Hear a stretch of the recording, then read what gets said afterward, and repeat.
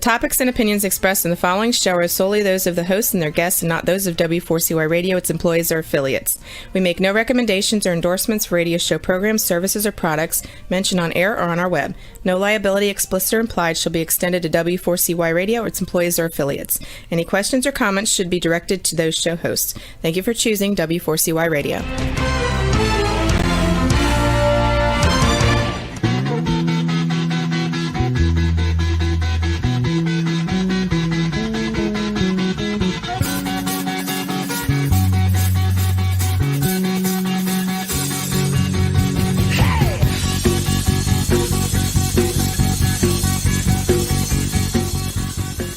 Welcome to the Camping Show. I'm CW Getz. Hello, and I'm Bianca Cahew. It's Wednesday, April 27, 2022, 52 degrees and partly sunny in our neck of the woods. How's it going, CW? It's going great. Hey, listen, I have to tell everyone, thank you so much. I had my 37th birthday on Saturday and had so many people wish me happy birthday. I just want to say thank you very much. You guys are really too kind.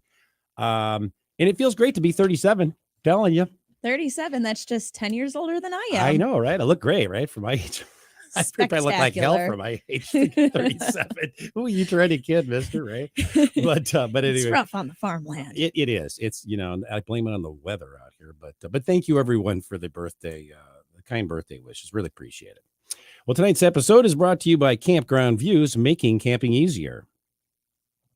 And Rutabaga Paddle Sports, providing time on the water. By Novacraft Canoe, connecting with nature since 1970. And by OME Gear, outdoor activities made easy. Tonight's episode is Environmental Impact by Adventurers with our special guest, Allison Wyatt. Bianca, could you tell us a little about Allison, please? Absolutely. 50-year-old Fayetteville, West Virginia environmental biologist and whitewater rafting guide Allison Wyatt holds a bachelor's degree from West Virginia University of Technology. Employed by BOW Renewables in West Virginia, her work involves environmental impact studies.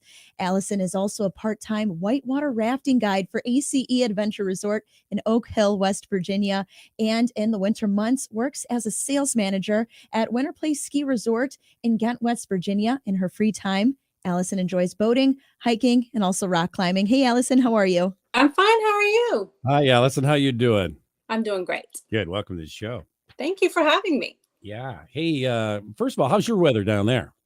It's a little bit, it's typical West Virginia weather. So like it was snowing a couple of days ago and now it's a nice balmy 70. So, So you get the same kind of junk that we get up here. You never know how to dress for. No, you don't. About a couple of months of the year.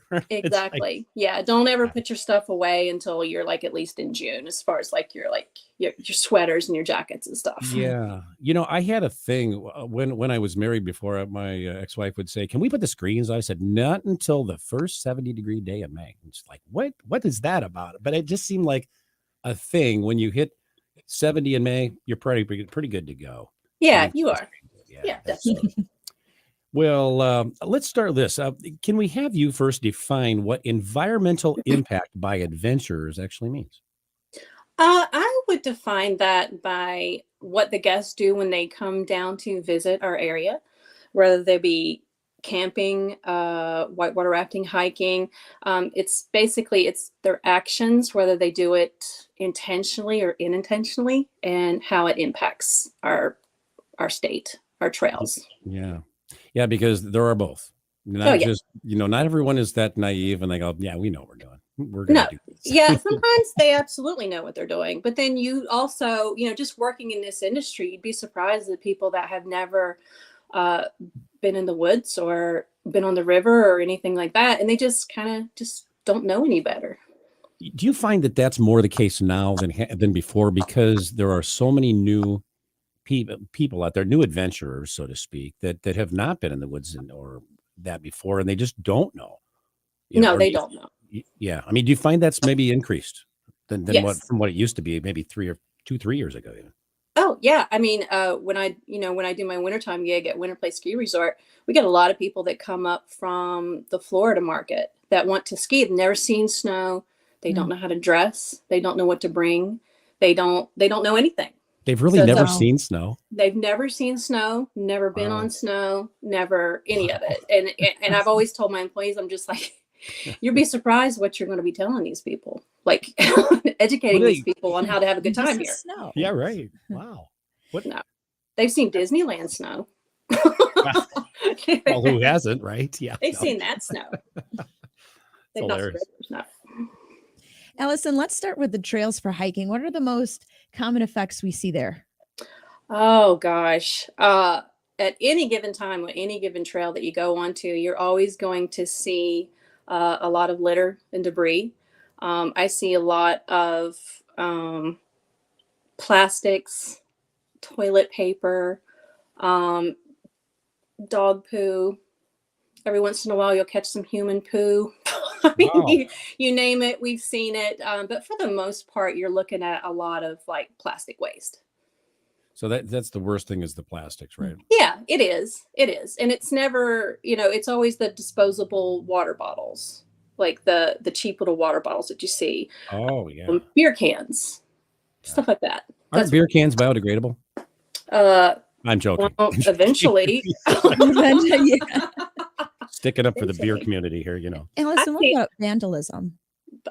Yeah, we do see somewhat. I mean, you do always see people carving their initials in trees. And we have had instances where they will definitely spray paint rocks with who they love and all that good stuff. Yeah. I mean, we see it. Let me ask you this. When you talk about feces, that is biodegradable and toilet paper too. Someone make that argument that say, hey, well, it's not really, but it is, isn't it? Yeah, it absolutely is. So here's my point with this, and I kind of would like to bring this up, like, if you look it up, like dog waste, it will biodegrade on its own 9 weeks or so. Human waste takes probably about a year to completely biodegrade. Wow. My big thing is if you see it on the trail or if you have to go, why can't you just like dig a hole, Yeah, dig a stick hole animal. and Yeah. bury it? Yeah. Or just if you see it on the trail, kick it to the side. I'm not a big fan of the plastic waste bags, the poo bags that a lot of people are all about with their dogs and stuff like that. I find that weird that you're taking a biodegradable item, such as dog waste or human waste, and you're putting it in a plastic bag. They do that? Oh, yeah. And even here in our I neck of the woods, Starved Rock State Park area, I go hiking about every week, and I'll see every time I'll see a dog doing its business, and there you go. He's got the little baggie, colorful baggies coming out of the pockets, and I'm just rolling my eyes because it's like we're in nature, It's like these things, you can throw an apple core and it'd be fine and things like that. It's I understand the concept behind it because nobody wants to be on a trail and they walk across like dog poo or stuff like that. But anytime I've done that, I've just either kicked it to the side or just walked around or something like that. But I'm not a big fan of the plastic poo bags. And I know they've gotten better over the years. They do have some stuff that's made a little bit more biodegradable, but maybe it does, maybe it don't. It's going to hang around for a while. I just don't trust it. I think the better thing to do is just definitely dig a hole or just kick it to the side, put it in the woods. I did not know people use bags to do that. Oh, it's a big thing. It's a big thing in Fayetteville, like the town of Fayetteville. Like they have a nice little dog walking park and stuff like that. And they have these little dispensers for the doggy bags if you don't have one. So if you put it in the plastic bag, I guess I'm just thinking that's meant to be carried out. It is not meant to be left carried. In the woods, right? Yeah. It's meant to be carried out, but it's to the point like when you're taking something that's a natural item that will fertilize the ground in time, and you're putting it in a plastic bag. Interesting. Yeah. That's not good for the environment. Interesting. Did not know that. But that's just me. Look, I've already learned something here. We're just like 5 minutes or 10 minutes in the show. Just had the poop bags alone. Yeah, this is educational. Absolutely. Not a big poop bag fan. Well, how about the impact of and this is one of my pet peeves, the impact of burning garbage in campfires. Now, You know, we've talked about this on previous episodes. Yeah. Burning the occasional little plastic bag probably doesn't do a lot, but I've seen many other things burnt or half burnt, as it were, in a fire. But let's go ahead on that one, Allison. Oh yeah. I mean, it's nothing. Nothing is more wonderful than taking your guests on the river, and you're taking them in this beautiful gorge and you're explaining all the environment, and then they get a wafting of garbage being burned. Right. And I get, and I get why people do it. First of all, they don't want to carry it out with them. They don't want to have to worry about the disposing of it. And also, like, a styrofoam plate is a heck of an igniter. You're going to they start fires really fast and they maintain the fire really fast. But I don't think a lot of people realize the dioxins that come off of that.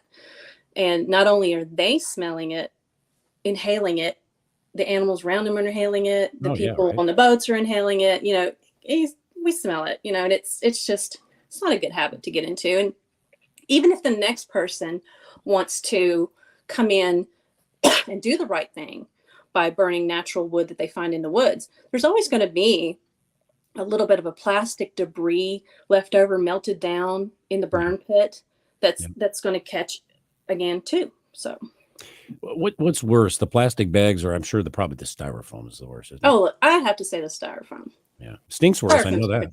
Oh yeah, for sure. I mean, it burns really quick, but styrofoam is just bad in general. That's the stuff that puts the black smoke in the air, if I'm right. Mm-hmm. Isn't it? Yeah. Yeah. Well, and I've even caught some plastic bags.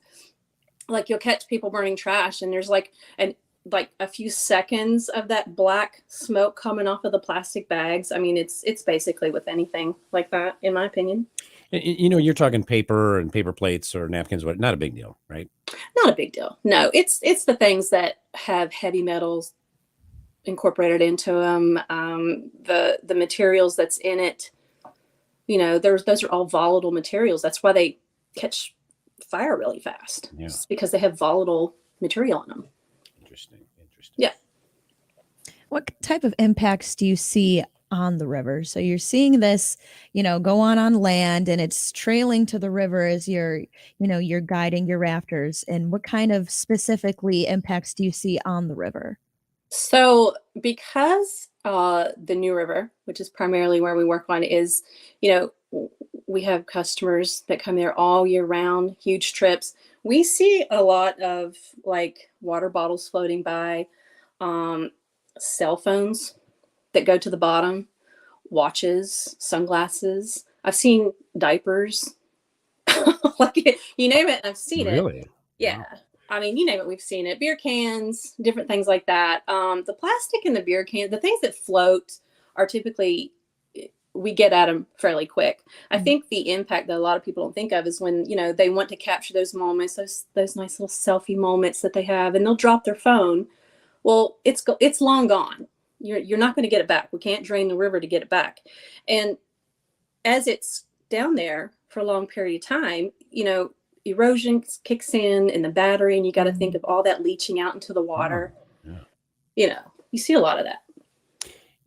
Interestingly, a lot of people, when I go to the river and the lake, doesn't matter, I always wear river shoes. And the reason I do that is because I have heard stories about people stepping on fish hooks, other sharp things in the bottom of it. And I'm going, oh, yeah. Yeah, and, lots of broken glass. Lots of it's an irregular bottom. It's a constant flow. We require people on the river, like, they have to have shoes on. They can't go barefooted. Yeah. At all. It just makes sense, right? Yeah, it does make sense. Because I remember working a trip a long time ago, and even though it was just like stand-up paddleboarding on a bank, which seemed harmless, the little kid took his shoes off, and the first time he stepped down in the water, he just like sliced his toe wide open. And I think that's what people need to remember now, again, with the beer cans and beer bottles and things like that then end up and they throw them like, Dad, it'll sink to the bottom. Yeah. Oh, yeah. Yeah. And even some rocks are just sharp in general. And I know when I'm on the Vermilion River where we're always having the water shoes on, because even the rocks can get so sharp. And like, if the river's calm enough where you can wade in it, but you get caught, your foot a certain way, your toes, and that's it. Oh Absolutely. yeah, you're done for pretty much, and it's very painful. And there's usually a tetanus Mhm. shot involved and stitches involved, and you've pretty much ruined your vacation. Yeah. Yeah, that's funny. So let me ask you this. Do you find a lot of glass? Because they Oh don't yeah. do you? Okay. And I Oh thought yeah. maybe it was just more so plastic, but you do find No, glass. we do. I mean, you can find really old stuff that just because that river typically floods, and it comes up from a few different states. It's a very old river, and we actually have a community of people that make river glass jewelry out of what they find. Oh wow. The old river glass. Yeah, you can find it usually in the eddies around different rocks. There's certain areas where it washes up, and they're nice and smoothed over and stuff like that. So yeah, you totally see a bunch of glass in there. Yeah. Um, we've had this discussion on past episodes of the show, but I've learned there are some who actually swallow toothpaste rather than spit it on the ground. Yeah. So tell us now, what are the actual impacts of things like toothpaste and soap, and shampoo in the rivers and streams, and of course the lakes too? Okay, so I think in the grand scheme of things, when you're thinking of you as an individual doing that one little thing in this large body of water, it's probably not going to have an immediate effect on the river because you're dealing with so much CFS, so much water volume. But if people really want the truth about it, toothpaste it contains pyrophosphates or any type of phosphorus. Soaps have phosphorus, anything like that. And those are growing agents if you put them on the ground. So what happens is if you get enough of that in the rivers, it's going to cause the algae to bloom. So you get an algae bloom. And what happens there is it's an overgrowth. So it starts to absorb all the oxygen in the river or the stream or wherever it's at. And it does affect the aquatic life. Yeah, absolutely. They 200 feet. And when you're in the boundary waters, 200 feet. Yeah. You can't, they don't want you to use the bathroom, so as to speak, or Right. even your dishwater. Well, when you dishwater, they ask you to broadcast, and that's what we do.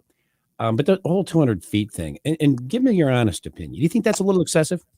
No, I don't. No. I don't. And the reason being is because the riverbank that we see, that bank can disappear in a matter of, let's say, like North Carolina, where the New River feeds out of. If they get a hurricane, we get the floodwaters off of that. So if it's nothing for that river to go from like 3 feet to 25 feet. Oh wow. Of course, that's going to absorb. I mean, that's going to go up to the bank. So you really need to make sure that you get as far out away from the river as you possibly can. And it's usually like the 200 feet or the 70 steps. Like if you don't have a measuring tool, you can take 70 big steps to get it away. And then even then you kind of want to bury that. Yeah. I mean, the argument's been made about, when people take like scouts, Boy Scouts into the woods, and like these guys are going to get lost before they, and I can, I subscribe to that whole philosophy. Yeah. So you don't think 200 feet is, I mean, and I get it where places like you're going to lose a bank possibly, Mhm. but in the boundary waters, that doesn't happen. Do you think it's maybe excessive for certain places? I'm going to ask you that way, It because I'm can sure be. that argument's going to be made out there. It absolutely can be a little bit excessive. But if you really want to simplify it and not have to worry about that stuff, I mean, you don't really have to use toothpaste. You can use something like baking soda. Baking soda to brush your teeth. It's a natural abrasive. It sweetens your breath. It's cheap. It dissolves immediately with water, and it's not going to harm the environment. Yeah, absolutely. But it doesn't have a teeth something. whitening. What? No, Eventually, I get probably it, over totally. time. Right. I get it. Good. Allison, the National Forest Service has set rules and regulations on this topic specifically. People urinating in the waterways. Tell us about that. I mean, we've all done it. Okay. I We've all haven't. done it. No, I'm just joking. You are lying. I mean, we've all never done been it. I think camping. it's just Right. I think it's just a natural thing to do when you get out there. Something gets stimulated. I don't know, like everybody does it. But it's kind of the same rule with like the shampoo and stuff like that. Like your urine is a byproduct and it's got phosphorus and nitrogen in it. And it's going to be the same thing with the algae bloom. And plus it's just kind of it's kind of a disgusting thing, especially when you're out in the water and you think about somebody peeing and then you're like rolling around in it and stuff like that. I think it's just I thought about that. You know how people get water in their mouth and you see them spit the water out of their mouth and go, I wonder oh where yeah. that Oh went. no. Yeah. No. I don't do that. I try not to do that. I try my best not to do that. I mean, it's happened a few times. It just is what it is. I feel like I'm well preserved on some level from that river. Yeah, and I think enough beers, you don't really care after a while. It just kind of happens, and I think you just kind of like put it to the back of your mind. You're like, nah, that didn't happen. There's a saying that the solution to pollution is delusion.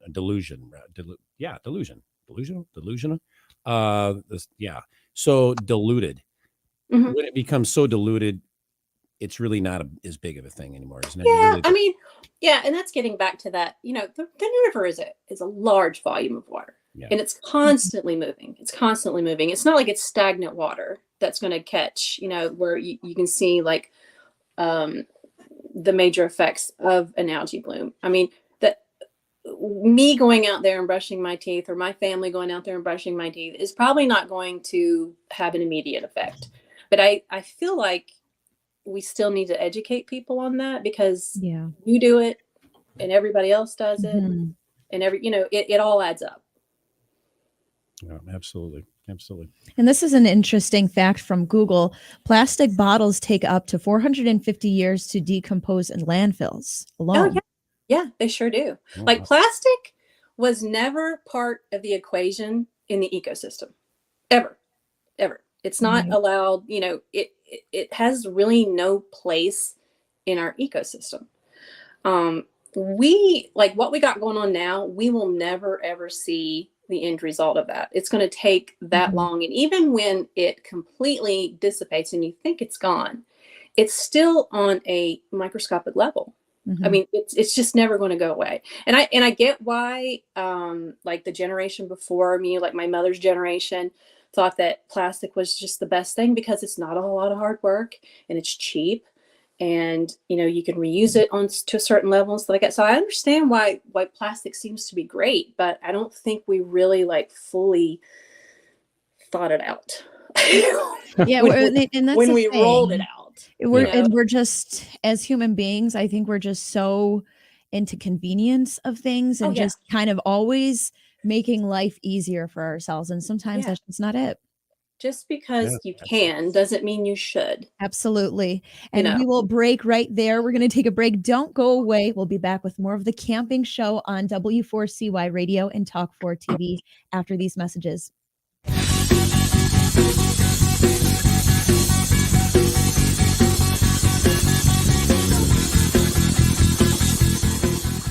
It's time to go camping.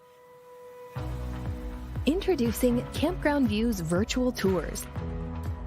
You can tour the campground, see the sites, see if they are available, and click to book your perfect spot.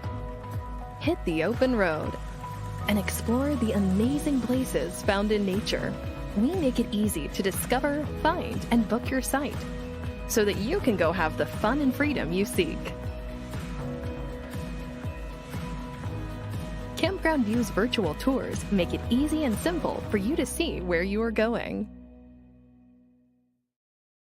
A few years ago, someone asked Rutabaga's owner, Darren Bush, "Hey, how long have you guys been selling boats?" Darren replied, "We don't sell boats. We sell time on the water." Of course, that comes in all types. We help people paddle more safely with Rutabaga outdoor programs. We rent canoes, kayaks, and stand-up paddleboards. We sell and install racks to get you from home to adventure. Rutabaga's got everything you need to get you out on the water, like paddles, life jackets, dry bags, and clothing. Rutabaga Paddle Sports, on the web at rutabaga.com. Mention you saw this ad on the Camping Show. There's nothing like being out there.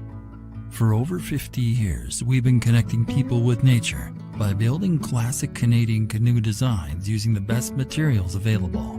We built a reputation on durable, dependable canoes that allow you to focus on what's important, whether that's unplugging in remote wilderness, spending quality time with your favorite people, or nailing the perfect line. Visit novacraft.com to find the perfect canoe for you and locate your nearest authorized dealer. Introducing the Wander, a first of its kind, durable 5-in-1 patented outdoor recreational product that easily transforms from a camping cot or bench, fully reclinable lounger, a lower beach type chair, a higher field camping chair, to a cart that hauls all your stuff. Our customers have raved about the Wander's durability and compactness when camping. Experience the innovative Wander for yourself and shop at omegear.com.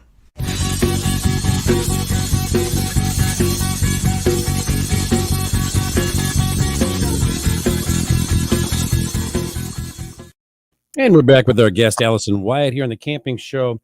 Hey, Allison, you mentioned not shaving your legs the night before a river trip, which I thought was interesting. And we had a little laugh about that. But tell us the reason for that. Tell us why you did that. Yeah, like when I very first started raft guiding, like I would always shave my legs. I want to look nice, first impression for your guests. You always want to look clean and professional and stuff like that. And then I'd come off the river. I would always take a bath and stuff like that. And then probably like 2 to 3 days later, I'd get like these little infections on my lower leg. So eventually, like I figured out that if I stopped shaving my legs the night before and I was putting those little like microscopic nicks in your legs, the infection would go away. Like I wouldn't get any infections or anything like that. So I quit shaving my legs. And That's good to know. I'm going to stop doing that too then. And so and what is that causes that? I mean, just bacteria in the water, or what is that? Oh yeah. So, rivers automatically have bacteria in them just by nature. I mean, you have several in there. You have like fecal coliform, E. coli, hepatitis A, cryptosporidium.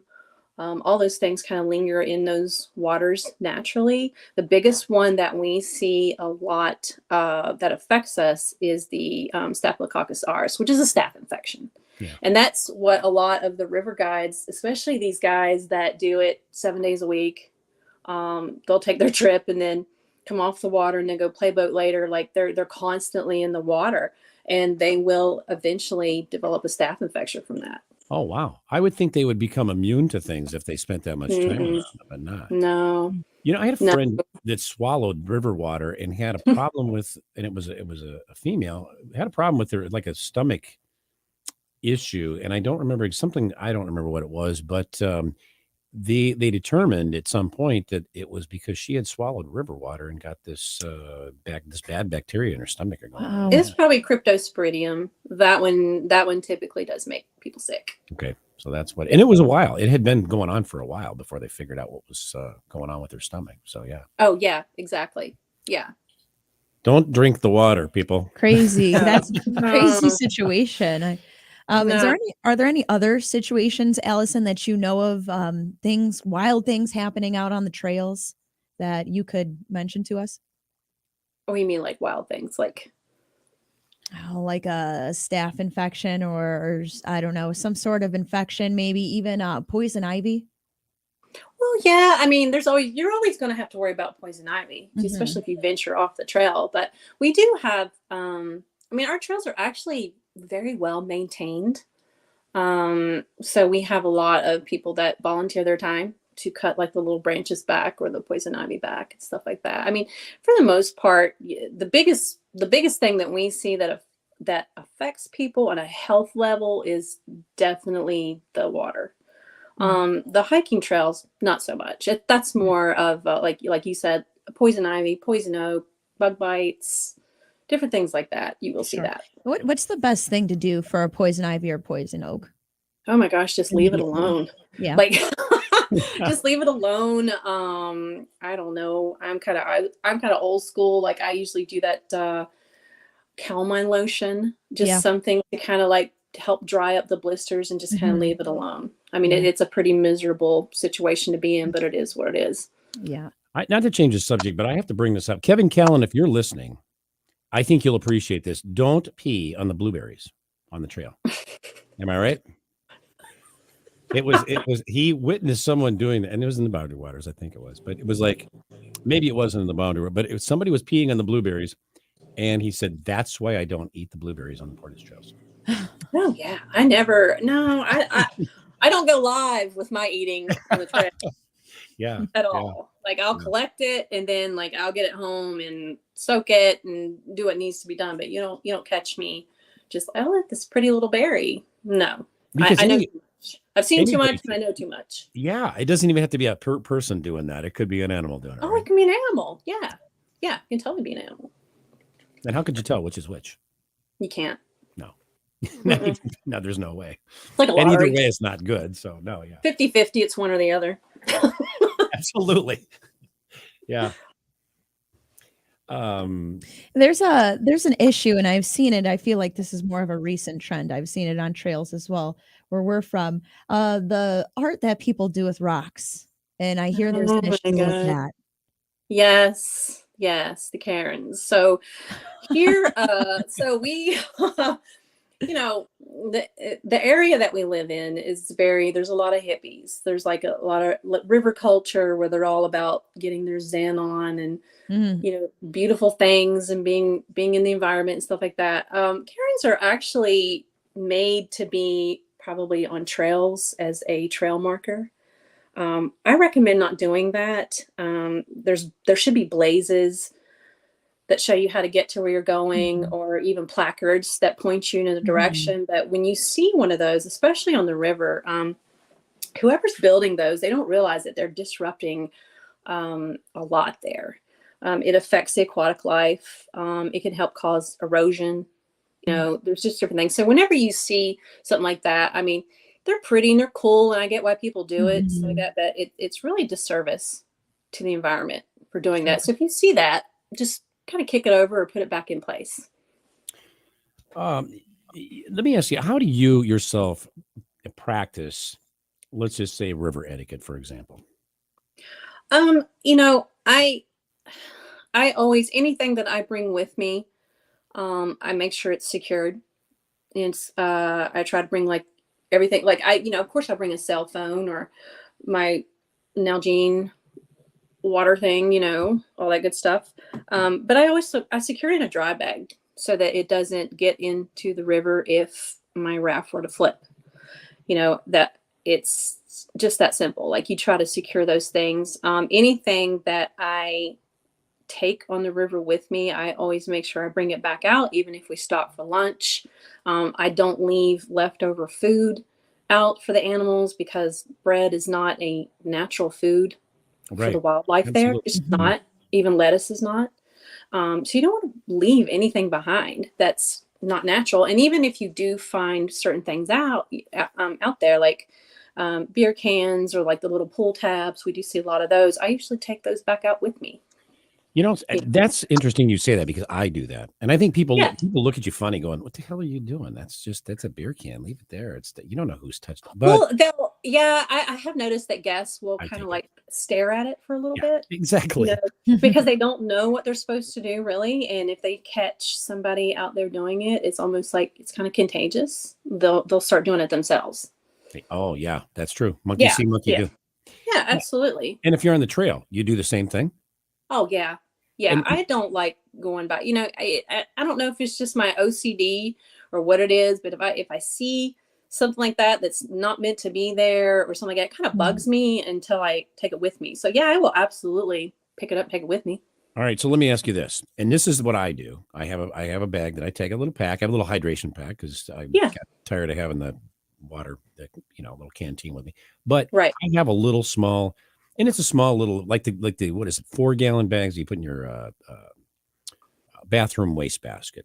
And I take one of those with me just so if I see stuff, I got something to put it in. Because if you got nothing to put it in, you're not going to pick it up, right? Right. Well, I mean, you figure out, I can figure out a way. It's not like you're going to have like this huge trash haul, maybe 1 or 2 bottles or something like that. You can crush them and put them in your back pocket. I mean, they do collapse and You But if can make it's them muddy, smaller. you're probably not, you're going to think twice about that, aren't you, though?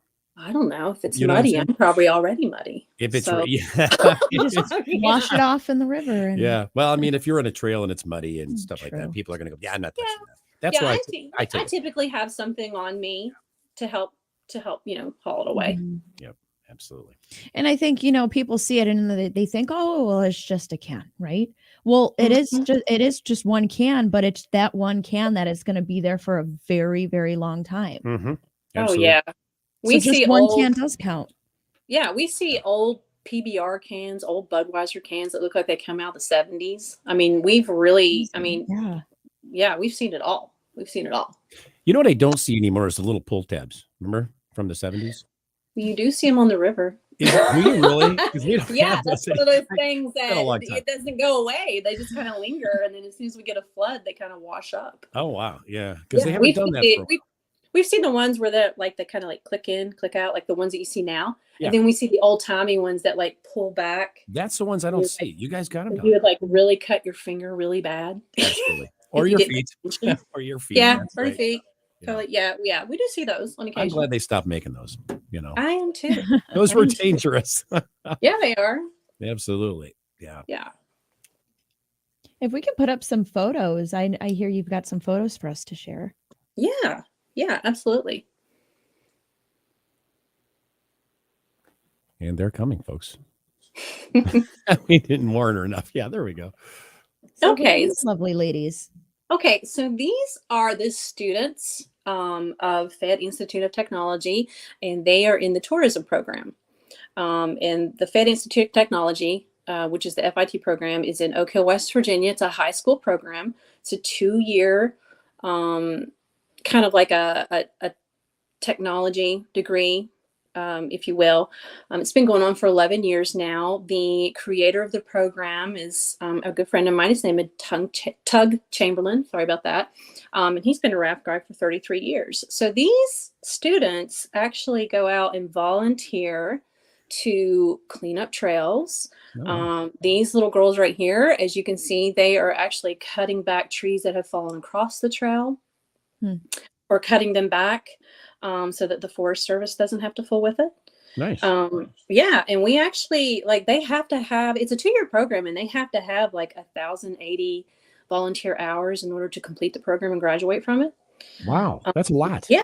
Yeah. And they have, but they also get, if they work for, say if they come and work for Winter Place or something that has something to do with tourism, that work time goes towards that. Okay. It's not all just going out and, lugging away logs and stuff like Sawing that. trees, right? Yeah, absolutely. Yeah. And that program actually has contracts with the National Forest Service as well as the Park Service. And based on those volunteer hours, that's how those two entities create their yearly budget, is based off of that. Yeah. Yeah. So it's an educational program. It teaches these young kids how to maintain trails, what to look for. And when I went in and interviewed these ladies, I was like, do you have kind of a little bit more of a respect for the area now that you're the ones kind of cleaning it up? And they absolutely do. Yeah, they look at things differently. And these are dead down trees. These are not green trees, or are they? Are they green? No, they're dead and down. We typically we're so heavily. We've got trees everywhere. We've got trees to spare pretty much. And what happens in the spring, we catch a lot of rain, and the soil gets moist and the trees fall over. We catch a lot of that. Sure.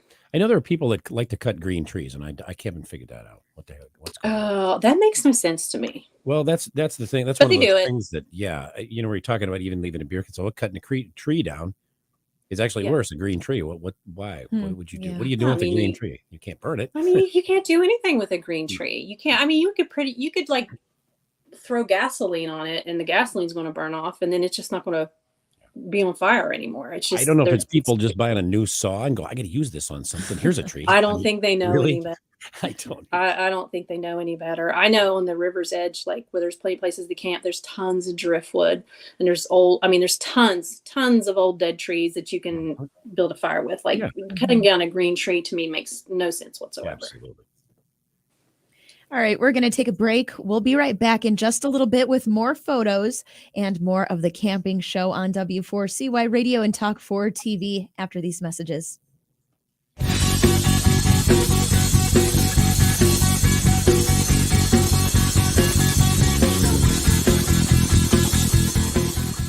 It's time to go camping. Introducing Campground View's virtual tours. You can tour the campground, see the sights, see if they are available, and click to book your perfect spot. Hit the open road and explore the amazing places found in nature. We make it easy to discover, find, and book your site so that you can go have the fun and freedom you seek. Campground View's virtual tours make it easy and simple for you to see where you are going. A few years ago, someone asked Rutabaga's owner, Darren Bush, "Hey, how long have you guys been selling boats?" Darren replied, "We don't sell boats. We sell time on the water." Of course, that comes in all types. We help people paddle more safely with Rutabaga outdoor programs. We rent canoes, kayaks, and stand-up paddleboards. We sell and install racks to get you from home to adventure. Rutabaga's got everything you need to get you out on the water, like paddles, life jackets, dry bags, and clothing. Rutabaga Paddle Sports, on the web at rutabaga.com. Mention you saw this ad on the camping show. There's nothing like being out there. For over 50 years, we've been connecting people with nature by building classic Canadian canoe designs using the best materials available. We built a reputation on durable, dependable canoes that allow you to focus on what's important, whether that's unplugging in remote wilderness, spending quality time with your favorite people, or nailing the perfect line. Visit novacraft.com to find the perfect canoe for you and locate your nearest authorized dealer. Introducing the Wander, a first-of-its-kind, durable, 5-in-1 patented outdoor recreational product that easily transforms from a camping cot or bench, fully reclinable lounger, a lower beach-type chair, a higher field camping chair, to a cart that hauls all your stuff. Our customers have raved about the Wander's durability and compactness when camping.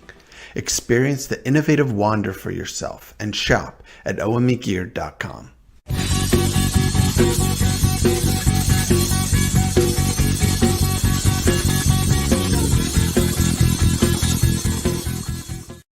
And we're back with our guest, Allison Wyatt, here on the Camping Show. What type of scenario can you give us that would help adventurers understand the severity of being disrespectful rather, toward nature? The scenario that I always try to, I'm the type of person that, I want you to have a full understanding of what you're doing.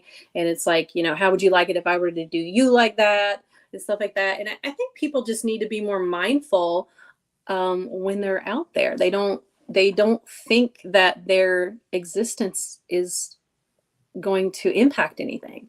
And it absolutely does. I mean, everything that everybody does impacts somebody. And I always try to tell people, what would you do if I showed up to your house and I dumped trash in your living room? Yeah, right. And then as I walked out the door, I peed in your front yard. Yeah. You wouldn't like that. You probably wouldn't like it. I wouldn't like it. Yeah, right. And, I just feel that people need to, put themselves in different perspectives, be a little bit more understanding as to the things that they do, to be more mindful. Like, if I throw this away, where's it going to go? And I know that's a lot of thinking that you have to do. And sometimes people just don't have time to think about stuff like that. But I think if you were to, be a little bit more mindful of the things that you do and what you do out there. I mean, makes sense. Just practical sense, isn't it? Yeah. Yeah. It's just basically like practical sense. Yeah. To me it is. I didn't say common sense, because common sense isn't really so common anymore, is it? Yeah. That's a gray. That is a good one. I like that. Man, that's such a gray area. Yeah. Let's go back to some of those photos. I know we split right in the middle of that, but I do want to see some of the rest of those photos that you have. Sure. Oh, okay. So you can see this is like probably one spring cleanup. This is just one mass cleanup. And what this is Aaliyah Denny usually heads this up. She's really good about gathering volunteers. A lot of it is video boaters, individual kayakers, some of the rafting community, and people that basically just live in the area. And what they do is they volunteer their time to do a river cleanup one time a year. That's awesome. Oh yeah, and you can see, Wow. I mean, you can see the impact of it, of people, and you know, and a lot of it's just local too. It's not just tourists. I'm sure it's local too, because you know the waters do come in from 2 different states, and I'm sure that gets drug into us as well. It's not all just West Virginia. Yeah. And here's some, Young here's some little kids Oh, getting I out there love doing it. their thing. Starting them Yeah, young. yeah, you can see there's some tires. We do catch a lot of tires. A lot of, that is off of Kanawha Falls. So that's where like the New River kind of like ends to a certain extent. And that's a huge eddy that typically catches a lot of trash. I saw So all those bags there. Do you guys have like a system for how you calculate that? Do you guys weigh the bags about how many pounds of garbage that you collect, or is it just kind of? I think they just gather it. Yeah. I don't think they put much into that like that. I mean, that's a lot of, when you really look at it, that's a lot. Yeah.